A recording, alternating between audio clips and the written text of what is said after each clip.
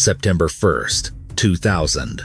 The streets of Changde, China, erupted in chaos as a ruthlessly efficient crew ambushed an armored truck.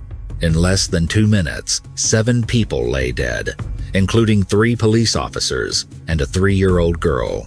But this was not a desperate act by common thugs. It was a corporate operation. The mastermind, Zhang Jun, did not run a gang.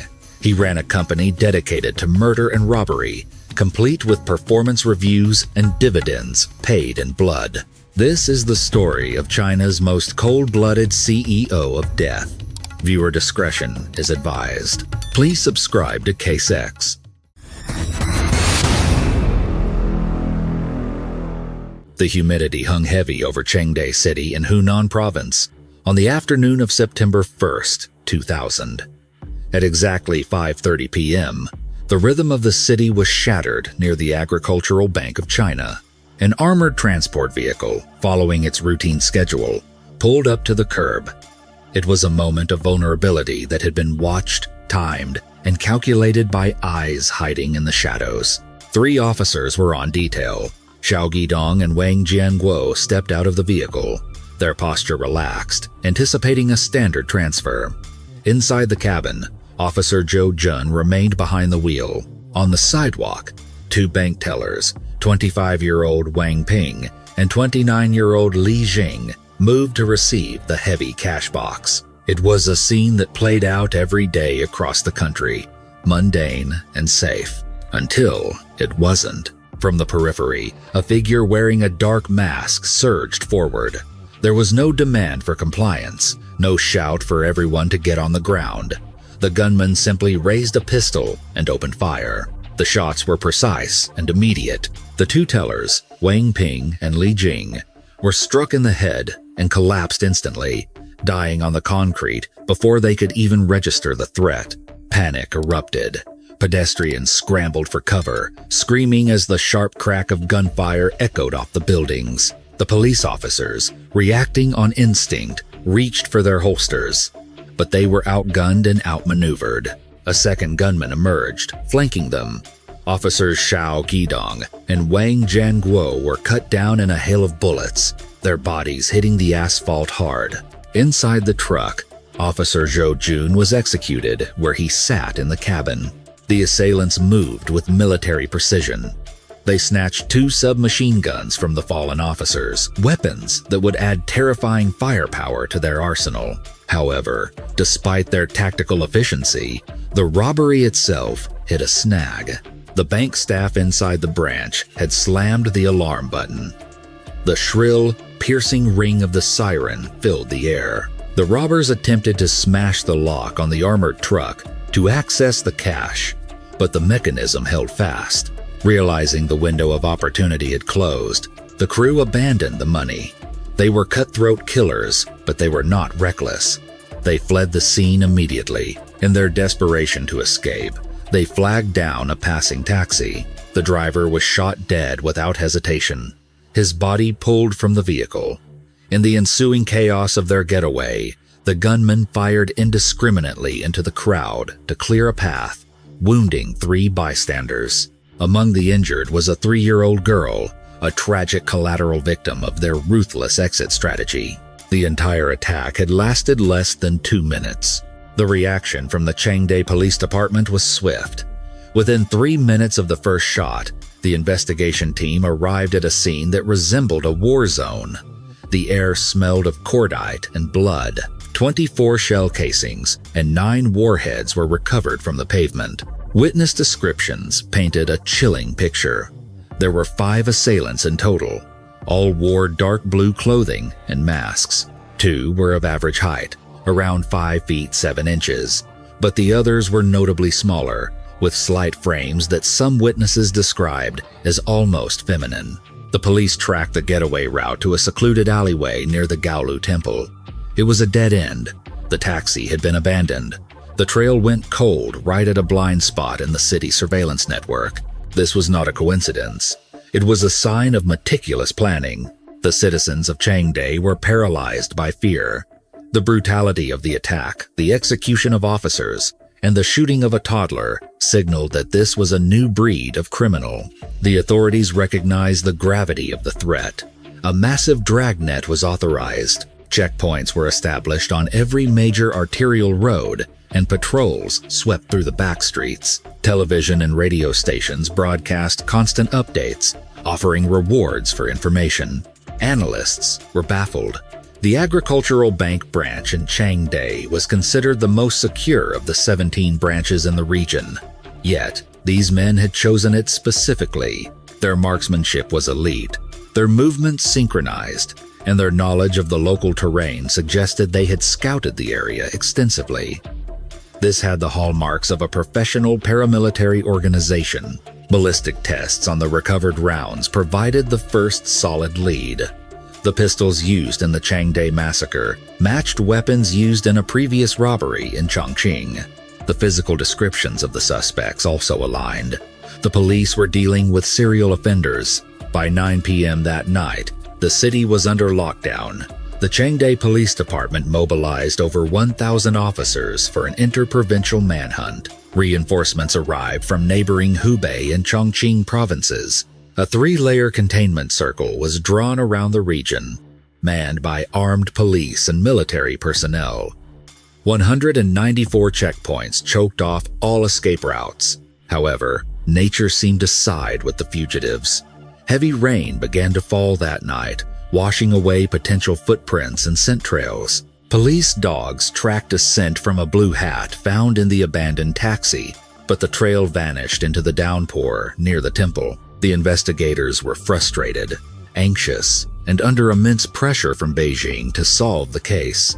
Then, a breakthrough came from a completely different direction. While the manhunt for the bank robbers was underway, investigators revisited a missing persons case that had been filed 2 weeks prior. On August 15th, Hu Menglian, the president of the agricultural bank in Anshang County, had vanished along with his wife. The timeline was suspicious. On the evening of August 15th, Hu Menglian had been at home.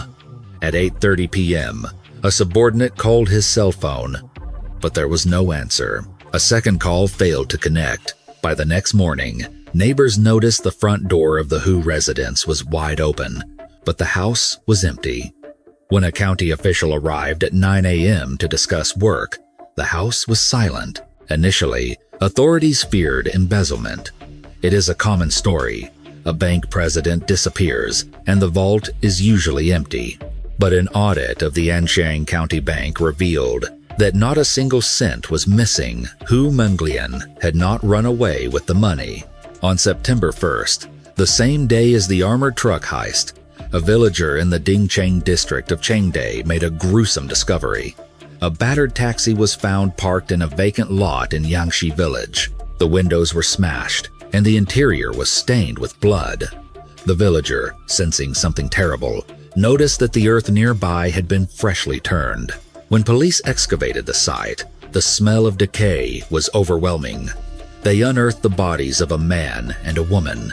It was the missing bank president, Hu Menglian, and his wife. A few yards away, digging revealed 2 more bodies, the taxi driver and another unidentified male. Forensic examination confirmed that Hu Menglian and his wife had been shot execution style.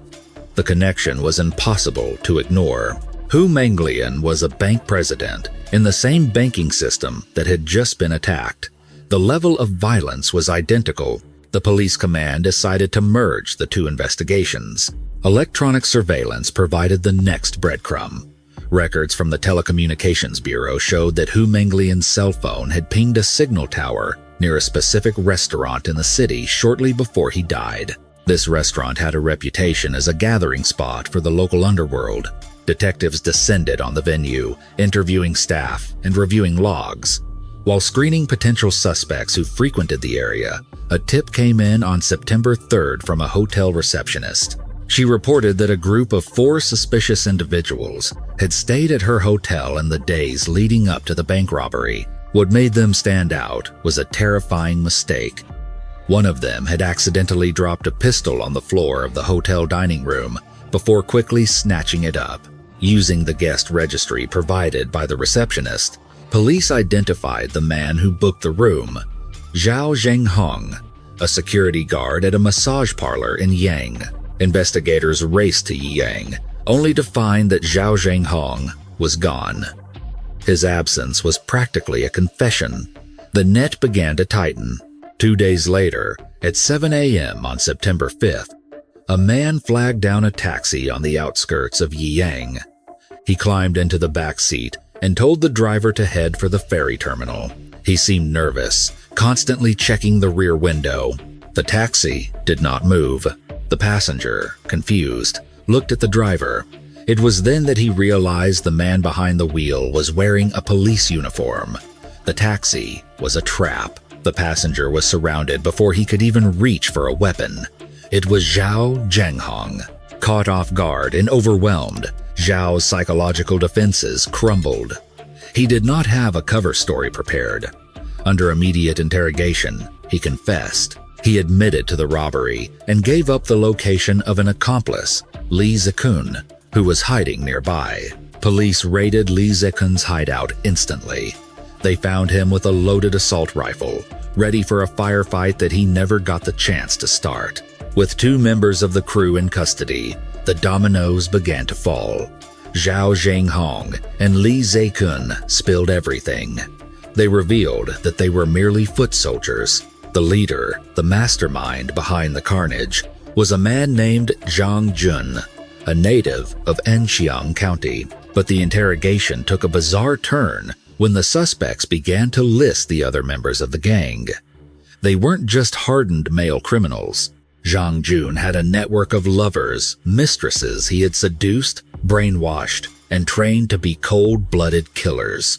One of these women was Chen Lei, a receptionist at a nightclub. She was Zhang Jun's lover and a key logistician for the group. Police raided a safe house in Changde that Zhang Jun had purchased for her. The search of Chen Lei's apartment revealed the true scale of the operation.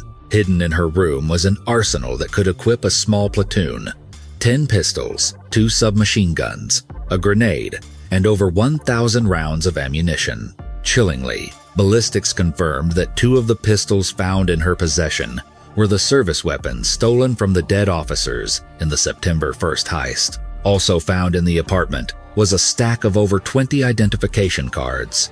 They belonged to various victims the gang had murdered over the years, trophies of their kills. Under intense questioning, Chen Lei broke down. She revealed that her lover, the ringleader Zhang Jun, had fled to Guangzhou shortly after the robbery. She also gave up the name of Zhang Jun's right-hand man, the brutal enforcer Chen Shiqing. The police now knew they were up against a massive organization. The gang had at least 10 core members, operating across multiple provinces with a steady supply of military-grade weaponry. On September 6th, the Ministry of Public Security issued a Class A warrant for Zhang Jun and Chen Shiqing. The faces of the CEO and his enforcer were plastered on every television screen and newspaper in China. Using advanced surveillance techniques, investigators tracked a fake ID used by Zhang Jun to board a flight. He was moving fast, trying to stay ahead of the news cycle. On September 13th, intelligence placed him in Chongqing. He was reportedly hiding with another mistress, a woman known only by the code name Atom. The hunt for Atom led police to a man who claimed his ex-wife, Yan Min, had been having an affair with a man from Hunan named Jiang Ping. The physical description of Jiang Ping was a perfect match for Zhang Jun. Police tracked down Yan Min. Under pressure, she revealed that Atom was actually a woman named Yang Mingyan, a 28-year-old local. Yan Min and Yang Mingyan were rivals. They were both lovers of Zhang Jun, competing for his affection within his twisted criminal empire. On September 18th, detectives discovered that Yang Mingyan Atom had suddenly packed her bags and left her residence. She was attempting to flee. The police intercepted her. During her interrogation, she revealed she had a 4-month-old daughter with a man she knew as Long Haley. Long Haley was yet another alias for Zhang Jun. Yang Mingyan provided the most critical piece of intelligence yet. She told police she had last seen Zhang Jun on September 5th. She had helped him sell a blue Santana sedan for roughly $7,300. They had made a pact to flee together on September 18th. Zhang Jun was waiting for her. But when Yang Mingyan didn't show up at the rendezvous point, Zhang Jun realized the net was closing. Paranoid and desperate, he contacted yet another lover, Quan Huangyan. He ordered her to bring cash and weapons to a new meeting spot. The police were listening. On the evening of September 19th, under the cover of darkness, police units staked out the location. Zhang Jun and Quan Huangyan appeared, moving through the shadows. Before they could realize they had walked into a kill box, the tactical teams sprang the trap. Zhang Jun, the man who claimed he would never be taken alive, was pinned to the ground. A subsequent search of his hideout uncovered a library of violence. Police found manuals on firearms, books on military tactics, and guides on hand-to-hand combat. They also found the gang's financial center, piles of cash, stock trading cards, gold jewelry, and disguises. By September 20th, over a dozen people connected to the Zhang Jun company had been arrested. But one dangerous element remained at large: the enforcer, Chen Shiqing. Chen Shiqing was a survivalist. He managed to slip through the dragnet, moving across provinces in disguise. He eventually made his way back to his brother-in-law's home in Ansheng County on October 7th. It was a fatal error. The brother-in-law, terrified of the consequences of harboring a fugitive, alerted the police. The local villagers, tired of the fear that had gripped their community, helped surround the house. With Chen Shiqing in handcuffs, the primary manhunt was over. The authorities had dismantled the core of the most violent criminal enterprise in recent Chinese history. But as the interrogations began, the true horror of Zhang Jun's company came to light. This was not just about robbing banks. It was about the psychological domination of a group of people by one man who believed he was a god. To understand the carnage that erupted in Changde in September of 2000, one must look past the blood-stained pavement and into the mind of the man who orchestrated it. Zhang Jun was not a typical thug. He did not view himself as a criminal. In his twisted worldview, he was a businessman. He was the founder, chairman, and general manager of what he called a company, an entity whose primary trade was death and whose profits were measured in stolen currency. Zhang Jun was born on August 5, 1966, in a rural village within Changde City, Hunan Province. His origins were humble, defined by the grinding poverty of the Chinese countryside in the late 60s. He was the product of a fractured family, living with step-siblings who viewed him as an outsider. He grew up feeling marginalized, a second-class citizen in his own home. This isolation planted a seed of resentment that would eventually bloom into a profound hatred for society. The catalyst for his descent into darkness can be traced back to a single, heartbreaking incident during his adolescence. When Zhang Jun was 12 years old, his mother was diagnosed with uterine cancer. The family was destitute, and as she lay dying, she made a simple request. She wanted to taste a bowl of meatball soup one last time. It was a modest wish, but Zhang Jun's father, citing their extreme poverty, refused to spend the money. Watching his mother wither away, denied even this small comfort, broke something inside the young boy. Desperate to fulfill her dying wish, Zhang Jun went to school and stole 50 cents, a trivial amount, but a fortune to a child in that era from a classmate. He ran to the market, bought a few ounces of pork, and made the soup himself. His mother died shortly after, leaving Zhang Jun alone in a house where he felt unloved and unwanted. He had committed a crime theft out of love, yet the world had punished him with poverty. In his developing mind, he conflated morality with weakness. He decided that the only way to survive was to take what he wanted, by force if necessary. As he entered his teenage years, Zhang Jun rejected formal education. Instead, he became obsessed with violence. He consumed martial arts films, idolizing the warriors of the Jianghu, the mythical underworld of martial artists who lived by their own code outside the law. He spent his days punching sandbags and practicing kicks, building his body into a weapon. He wandered the streets looking for fights, eager to test his skills against anyone who dared to look at him the wrong way. He developed a reputation as a brawler, a volatile young man who used his fists to settle even the slightest dispute. At 17, his aggression escalated from schoolyard fights to predatory crime. Spotting a foreigner carrying a black bag that looked heavy with cash, Zhang Jun attacked. He shoved the woman to the ground, beat her savagely, and stripped her of her belongings. It was a brutal, impulsive act. He was caught and sent to a reform camp, a juvenile detention center designed to rehabilitate wayward youth. However, prison often acts as a university for criminals, and for Zhang Jun, it was a masterclass. He did not reform, he hardened. He learned that in the criminal hierarchy, only the ruthless survive.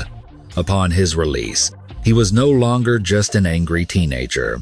He was an antisocial predator with a philosophy. He famously declared to his associates, "Anyone who blocks my path to wealth will die." By 1993, Zhang Jun was ready to graduate from petty theft to armed robbery. But he needed a partner. He recruited Liu Baogang, a friend he had met in the reform camp. Together, they planned to rob a grocery store owner. They armed themselves with homemade firearms, crude devices that fired ball bearings using gunpowder. The robbery was a disaster. As they stormed the house, the terrified victims screamed, causing Zhang Jun to panic. He fired his weapon blindly in the chaos. The homemade gun was unstable, and the ball bearing ricocheted, striking his partner, Liu Baogang, in the leg. The robbery failed, and the two men fled. Zhang Jun carried his injured friend to safety, hiding him in the reeds near a riverbank. For a moment, it seemed like an act of loyalty. But the next morning, as Zhang Jun went into town to scout for food, he heard a broadcast on the village loudspeaker. The authorities were summoning doctors to treat a gunshot wound. Zhang Jun realized that if Liu Baogang sought medical help, the police would trace the injury back to the robbery. His partner had become a liability. Without a flicker of hesitation, Zhang Jun returned to the riverbank. He did not bring bandages. He brought a hammer. He bludgeoned his friend to death, smashing his skull to ensure silence. He then weighed the body down and sank it into the river. This was the defining moment of Zhang Jun's criminal career. He had crossed a line from which there was no return. He had killed his own brother to save himself. It proved that in Zhang Jun's world, everyone, even his closest allies, was expendable. After killing his partner, Zhang Jun fled to Fuzhou. He spent his time preying on sex workers, luring them into secluded areas to rob them of their earnings. But he was not just a drifter, he was a student of crime. He frequented bookstores, purchasing volumes on criminal investigation, forensic science, and firearms. He studied police tactics so he could learn how to defeat them. He was professionalizing his trade.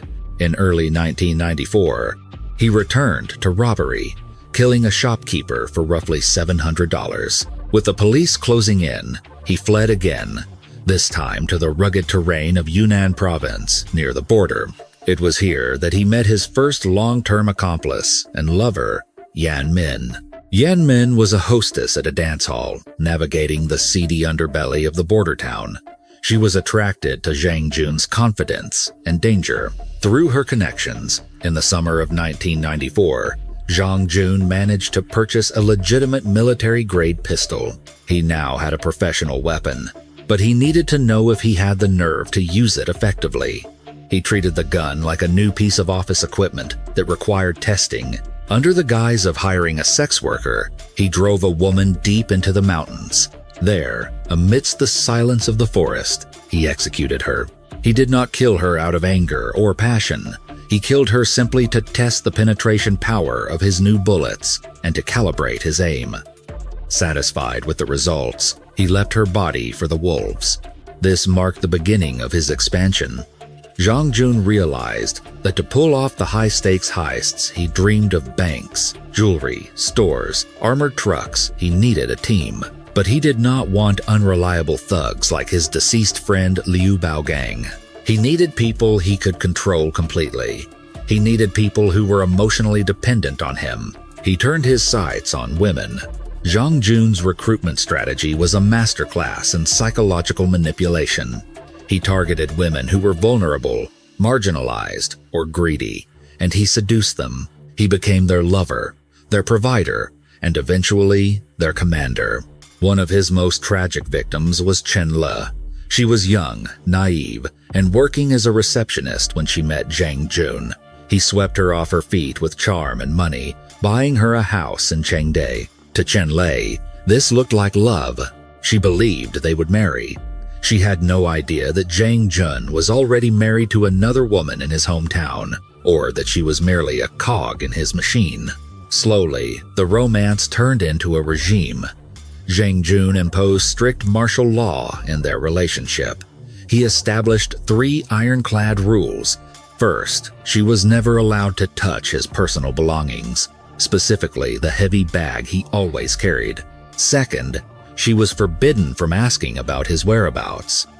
Third, she could never ask about his business. One day, curiosity got the better of her. She touched his bag. Zhang Jun caught her. The loving boyfriend vanished, replaced by a sadist. He beat her savagely, reinforcing the hierarchy. Changde learned to fear him more than she loved him. She became the keeper of his arsenal, unknowingly guarding the weapons that would kill dozens. Before the Changde robbery, Zhang Jun even locked her in the bathroom for hours to ensure she did not interfere with his preparations. But not all his female accomplices were unwilling victims. Some were active participants who embraced the violence. Yan Min, the woman from Yunnan, was his partner in crime from the start. In January of 1995, she traveled with him to Chongqing. They spotted a man withdrawing money from a bank. In broad daylight, they followed him. Zhang Jun shot the man dead and snatched the cash, about $6,000. It was a successful joint venture. However, Zhang Jun's loyalty was non-existent. He eventually discarded Yan Min, callous in his reasoning. She was getting too old and ugly for his taste. He replaced her with Yang Mingyan, whom the gang codenamed Atom. They met in 1996. She was younger, sharper, and willing to facilitate his double life. She bore him a daughter, further cementing their bond. Then there was Quan Huangyan, perhaps the most terrifying of his female accomplices. A taxi driver by trade, she was tough and street smart. Zhang Jun seduced her and then drafted her into the company. To ensure her loyalty, he put her through a gruesome initiation. He forced her to watch him kill, and then, to prove she wasn't a liability, he ordered her to pull the trigger herself. Under his tutelage, Quan Huangyan transformed from a taxi driver into a cold-blooded killer. She would eventually participate in multiple murders, acting as a driver and a shooter. The final member of his harem was Chen Zibi. At 43, she was older than the others and wealthier. Zhang Jun seduced her not for her youth, but for her resources. She was thrilled by the excitement of being with a dangerous man, and she willingly financed his operations. With his staff assembled, Zhang Jun structured his gang like a corporation. He appointed himself the general manager. Chen Shiqing, a brutal thug he recruited later, became the director of operations. The women were the logistics and support division. Discipline was absolute. When Chen Shiqing once hesitated to follow an order, Zhang Jun punished him by chopping off one of his toes. The message was clear. In this company, insubordination resulted in amputation or death. The gang's operations escalated in 1995. Emboldened by his success in Chongqing, Zhang Jun set his sights on a high-end target, a jewelry counter in a major shopping center. He and his new partner, Chen Zibi, stormed the mall. It was chaos. Zhang Jun opened fire, killing a security guard and shattering the glass cases. They swept gold and jewels, worth over $40,000 into their bags, and vanished into the crowd. This robbery sent shockwaves through Chongqing. It was brazen, violent, and executed with military precision. It was the public debut of the Zhang Jun company. Between robberies, the gang did not rest.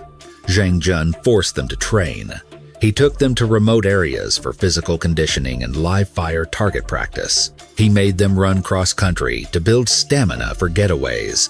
He analyzed their crimes afterwards, holding performance reviews where he would critique their mistakes and refine their tactics. He bought newspapers every day to read the police reports on his own crimes, studying the investigation from the outside to find holes in the police dragnet. By 1998, the group was a fully functional paramilitary unit, but Zhang Jun was paranoid.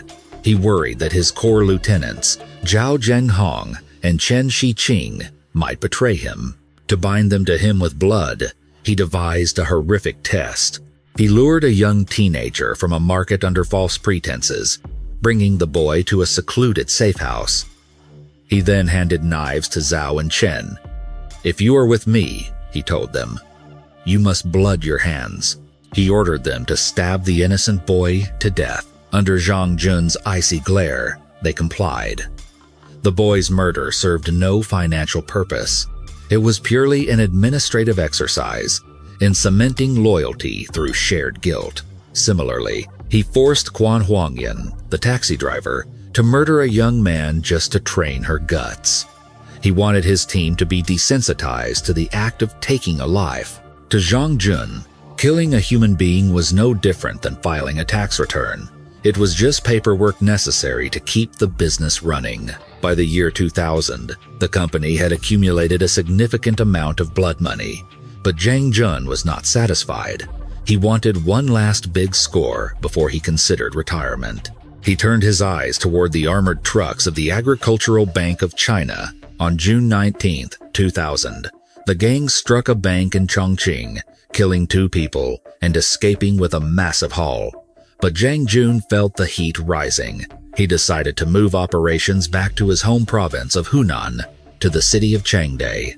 This decision would lead to the bloody events of September 1st. The stage was set. The actors were in place. The general manager had finalized his plan. But as arrogant as he was, Zhang Jun had forgotten one crucial rule of business. Eventually, every debt must be paid. With the capture of the enforcer Chen Shiqing in October of 2000, the operational arm of the Zhang Jun gang was finally broken. The manhunt, which had spanned multiple provinces and consumed the resources of thousands of police officers, transitioned into one of the largest forensic investigations in Chinese history. The Zhang Jun company had been shut down, but now the authorities had to conduct a full audit of its bloody ledger. The scope of the crimes was staggering. Investigators determined that over a period of 8 years, this 18-member syndicate had rampaged across the provinces of Hunan, Hubei, and Chongqing. They were responsible for more than a dozen major armed robberies. The human cost was horrific. Nearly 50 people had been killed or grievously wounded. The prosecution team faced a monumental task. They had to build a case that would ensure these individuals never walked free again. The evidence collection process was exhaustive. By the time the investigation was concluded, the state had compiled over 100 separate case files. When stacked together, the paperwork stood nearly 10 feet high. The physical weight of the legal documents alone was over 440 pounds. It included nearly 2,000 individual pieces of evidence, ranging from ballistics reports and recovered firearms to the bloodstained jewelry and the chillingly bureaucratic performance reviews Zhang Jun kept on his subordinates. It was the largest criminal case in the nation at that time, a sprawling epic of violence that had to be condensed into a legal argument. On April 21st, 2001, the trial began.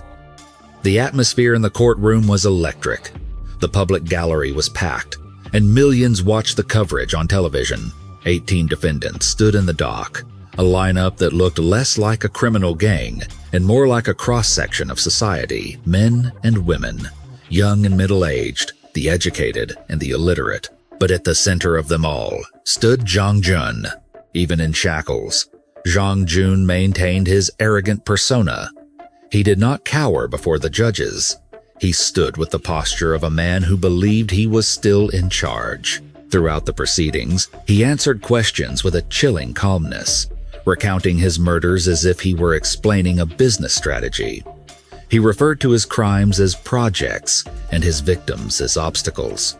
He showed no remorse, no sorrow, and no fear. He was the CEO until the very end, viewing the court not as a place of judgment, but as a final stage for his notoriety. The court heard testimony about the hierarchy of the gang.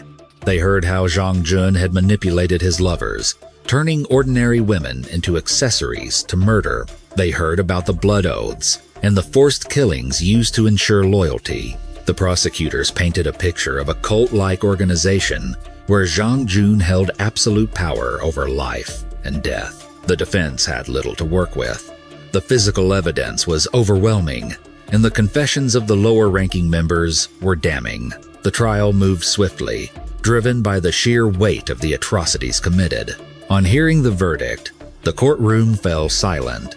The presiding judge delivered the sentences with the gravity the case demanded. Zhang Jun, the mastermind, the self-proclaimed general manager of death, was sentenced to death. His top lieutenants, the brutal enforcers who had carried out his orders without hesitation, were also sentenced to death. 13 accomplices in total, including the core male members like Li Zikun and Zhao Zhenhong, were condemned to face the firing squad. But the most shocking moment for the public came when the judge read the sentences for the women of Zhang Jun's harem. Chen Zibi, the 43-year-old wealthy lover who had financed his operations and participated in the mall robbery, was sentenced to death. Yan Min, the first partner who had helped him test his weapons and rob targets in the early days, was sentenced to death. Quan Huangyan, the taxi driver whom Zhang Jun had forced to kill to toughen her up, was sentenced to death. The tragedy of these women was palpable. They had been seduced, brainwashed, and ultimately destroyed by their association with Zhang Jun. They had entered his orbit seeking love, excitement, or security, and they were leaving it with a death sentence. However, the court showed a sliver of leniency based on specific circumstances for 2 of the women. Yang Mingyan, known as Atom, the mother of Zhang Jun's daughter, received a suspended death sentence. In the American legal system, this is roughly equivalent to life imprisonment, with a very slim possibility of commutation after 2 years of good behavior. The court recognized that while she was a willing participant, her role was complex, and she had a young child. Her sentence was later commuted to life in prison, and eventually, due to significant reform, reduced to 15 years. Changde, the young receptionist who had been the most naive of the group, received the lightest sentence. She was sentenced to 9 years in prison for harboring criminals and concealing stolen goods. She had never pulled a trigger. Her crime was loving a monster and being too terrified to leave him. Because of her good behavior and genuine remorse during her incarceration, her sentence was later reduced to 4 years. 2 other male accomplices received life sentences, and 1 minor player received a 9-year term. The wheels of justice turned quickly in China. Less than a month after the trial, on May 20th, 2001, the final act of the drama played out. Zhang Jun and his 13 condemned accomplices were led to the execution ground. For Zhang Jun, the man who had fantasized about wealth and power, the end was stripped of all glamour. There were no more dividends to collect. There were no more business plans to draft.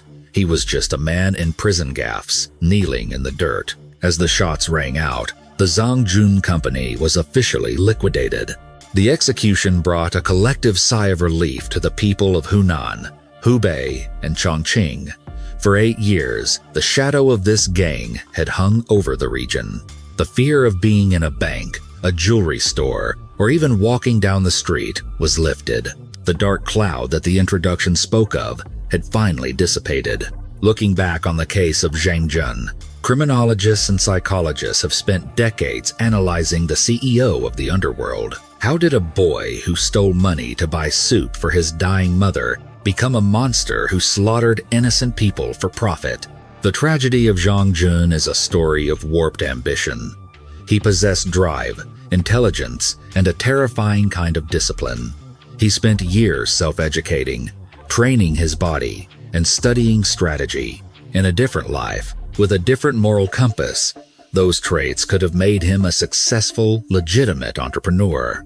But Zhang Jun was consumed by a hatred for a society that he felt had rejected him. He took the capitalist concepts of efficiency and profit and stripped them of all humanity. To him, other people were just numbers assets to be exploited or liabilities to be liquidated. Even more disturbing is the psychology of his followers, particularly the women.